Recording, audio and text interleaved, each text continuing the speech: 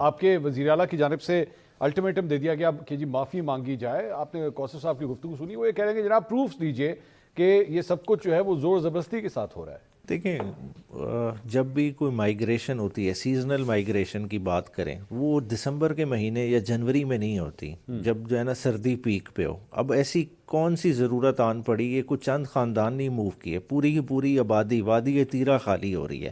انخلا کی کیوں ضرورت پڑ رہی ہے؟ پھر ایک اور ہو کہ جب شدید سردی پڑ جائے, برف ڈھک دے پہاڑوں کو, تو دوسری طرف سے تو آ بھی نہیں کوئی سکتا, تو پھر ایسی کیا ضرورت پیش آ رہی ہے کہ پوری کی پوری وادی خالی کرائی جا رہی ہے؟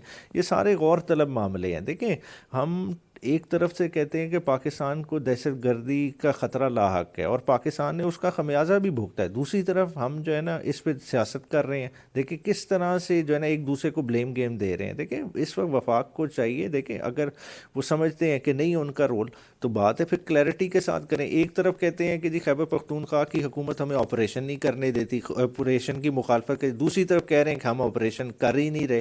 بھئی آپ ایک سٹانس لیں, پھر جب تھوڑی سی ایمبیرسنگ پوزیشن آتی ہے تو آپ فوراً فوج کے پیچھے چھپنے کی کوشش کر دیتے ہیں. بات ہے دیکھیں ریاست کا ایک ادارہ ہے فوج, ٹھیک ہے, انہوں نے اپنا بارڈر کی سیکیورٹی چیزیں مینٹین رکھنی ہے, مگر دیکھیں سیاست میں تو پھر آپ انہیں کھینچ کے لا رہے ہیں, پھر کہیں کہ جی جو ہے نا سی ایم ان کو للکار رہا ہے. بھئی سی ایم کے دیکھیں للکار نہیں رہا, سی ایم فیکٹ سیدھے رکھ رہا ہے. یہ وہ سی ایم ہے جس کے ابھی آنے سے پہلے ہی آئی ایس پی آر کی پریس کانفرنس اسلام آباد نہیں خاص طور پہ پشاور میں رکھی جاتی ہے. یہ وہی سی ایم ہے جس کی آئی ایس پی آر کی پریس کانفرنس میں تصویریں چلائی جاتی ہیں, پھر آپ کہتے ہیں کہ جی وہ للکار رہا ہے. بات ہے ٹھیک ہے, کچھ تھوڑا سا بیلنس لائیں.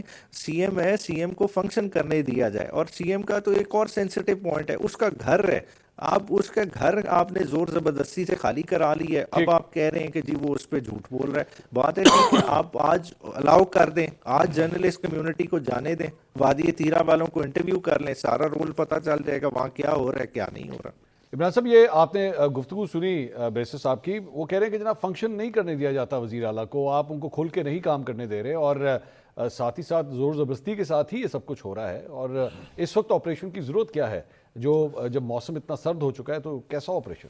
اچھا, یہ آپریشن کی ضرورت ہے یا نہیں ہے یہ تو کوئی ڈیفنس ایکسپرٹ ہی بتائے گا, یا جو اس کو کانٹر انسرجنسی کا کوئی ایکسپرٹ ہو. ریاست جب اس طرح کے فیصلے کرتی ہے تو میرا خیال ہے کہ سوچ سمجھ کے کرتی ہوگی.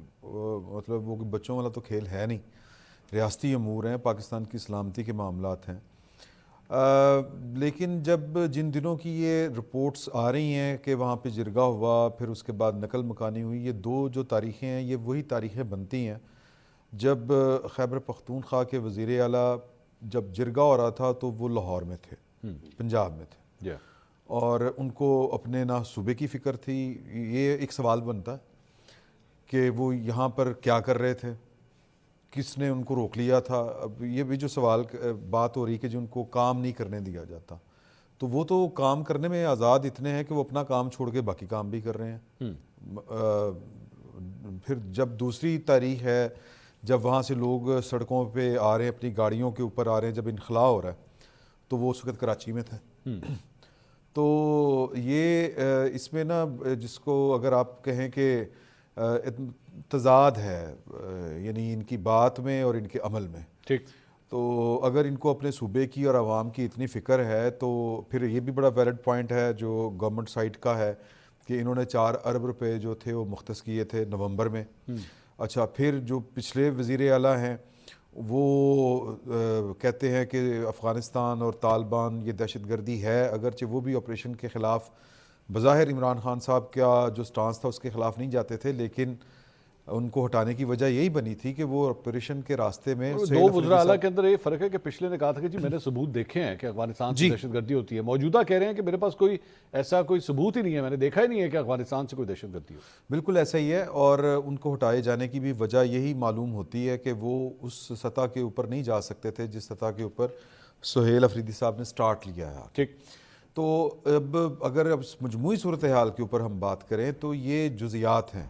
جو بڑا نقشہ بنتا نظر آ رہا ہے وہ یہ ہے کہ پاکستان کی ریاست اور پاکستان تحریک انصاف, ان دونوں کو اپنی پوزیشنز جو ہے اس کے اوپر یا تو کوئی سٹیپ بیک کرنا پڑے گا کسی نہ کسی درجے کے اوپر, تو ادروائز ان دونوں کا اکٹھے چلنا مشکل ہے. جس لیول کے اوپر یہ چیزیں پہنچ چکی ہیں، اور اس سارے کھیل میں ریاست جو ہے اس کو بہرحال ایج ہے.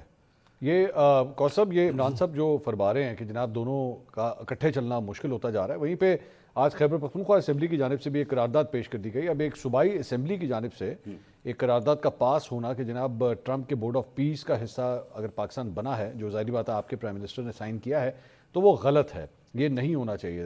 ایک صوبائی اسمبلی کی جانب سے ایسی قرارداد کا منظور ہونا، یہ ظاہری بات ہے اس بات کو اتنا لائٹلی نہیں لیا جا سکتا. منصور، ابھی عمیر بھائی نے یہ فرمایا کہ ویڈیوز دکھائی گئیں کوئی کے پی کے جو سی ایم کے حوالے سے، D G I S P R کی پریس کانفرنس کا حوالہ دے رہے ہیں. ان ویڈیوز میں کیا تھا؟ وہی تھا جو ہمیشہ آپ ڈیمانڈ کرتے ہیں کہ ہمیں بتائیں کہ دہشت گرد ہیں، بتائیں کیسے ہوتی ہے، کہاں سے آتے ہیں. اگر ان ویڈیوز کو بنیاد بنا کے آپ تنقید کر رہے ہیں اور آپ کہہ رہے ہیں کہ مجھے مار دیا جائے گا، کون مارے گا آپ کو؟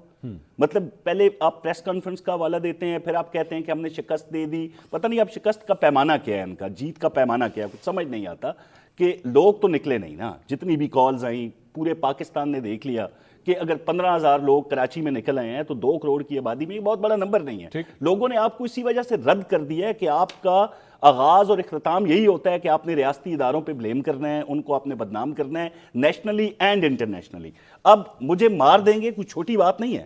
مطلب آپ فوج کو براہ راست مخاطب کر کے کہہ رہے ہیں کہ انہوں نے مجھے اسمگلر ڈکلیئر کرنے کی کوشش کی، مجھ پہ بہتان لگائے، الزام لگائے، اب یہ مجھے مار دیں گے. تو میرے خیال میں ریڈ لائن کراس ہو چکی ہے. کے پی ایسی اسمبلی کے اندر مثلا اسرائیل کے حوالے سے باتیں ہو رہی ہیں، کھل کے حکومت کی طرف سے ایک موقف سامنے آیا ہے، بھائی ہم کبھی بھی حماس کو غیر مسلح کرنے کی حمایت نہیں کریں گے. کوئی چھوٹی سٹیٹمنٹ نہیں ہے، لیکن بار بار آپ اس پہ سیاست کریں گے جو کہ ہم ہمیشہ کرتے ہیں.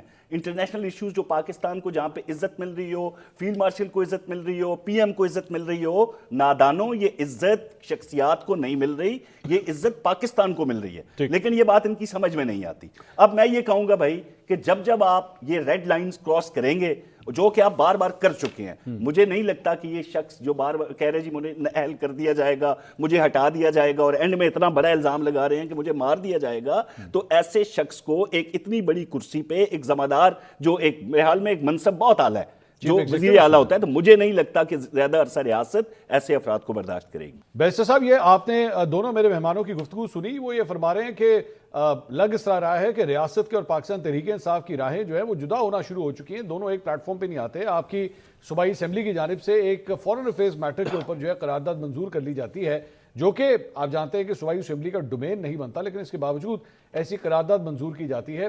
اس کے بعد وزیر اعلیٰ کی کرسی کے اوپر اب سوالات اٹھنا شروع ہو گئے ہیں کہ جو پوزیشنز وہ لے رہے ہیں وہ ریاست کے لیے شاید درست نہیں ہیں. آپ نہیں سمجھتے کہ پاکستان تحریک انصاف جو ہے بہت زیادہ ایکسٹریم پوزیشنز لینا شروع ہو چکی ہے؟ اچھا منصور بھائی، دیکھیں ہم ریاست ایکویٹ کر رہے ہیں شاید کسی سپرفیشل تھنگ کو. دیکھیں ریاست کیا پارلیمان سے ہٹ کے ہو سکتی ہے؟ کیا اس کا وجود آپ تسلیم کر سکتے ہیں؟ دیکھیں آپ نے جتنے بڑے فیصلے کیے ہیں اس پارلیمان کی نفی کر کے لیے ہیں. اگر اس بورڈ کی بھی چلے بات ہو رہی ہے پیس بورڈ کے لیے، کیا پیس بورڈ کے لیے کیا ڈیبیٹ نہیں ہونی چاہیے تھی پارلیمان میں؟ پیس بورڈ کی چلیں حیثیت جو بھی ہو، دیکھیں ایک یونائٹڈ نیشن کی سیکیورٹی کاؤنسل کی ریزولوشن پہ بیس کر ہے جو غزہ کے متعلق جس کا مینڈیٹ تھا دسمبر 2027 کا. ایک ایسے صدر کا انیشیٹو ہے جس کی یہ آخری ٹرم ہے، جس کے آخری 3 سال رہ گئے ہیں، اس کی ایک پرائیویٹ کیپیسٹی میں ایک انیشیٹو پہ آپ نے امین کہہ دیا ہے، اور اس پہ پورے مسلمانوں کا سینٹیمنٹ بھی انوالو ہے.